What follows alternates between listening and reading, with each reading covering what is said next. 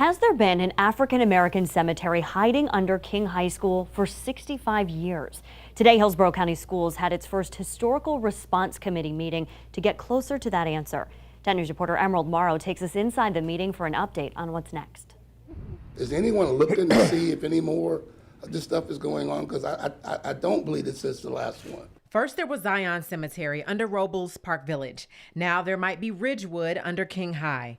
And leaders want to know how many more times they will have to meet about a black cemetery erased from history. Our lives and our value of our lives and our thoughts and opinions didn't really matter back then.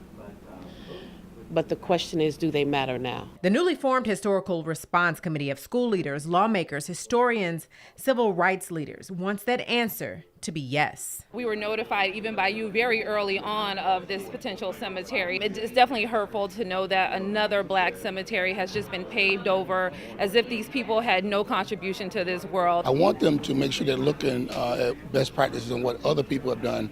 This can't be an isolated incident. I think it will continue. We're going to find more cemeteries. We grew at the expense, to some degree, of our dignity and the dignity of those who came before us. So how did we get here? Well, in 1933, the city of Tampa bought 40 acres of land here at 56th and Sly for a pauper cemetery.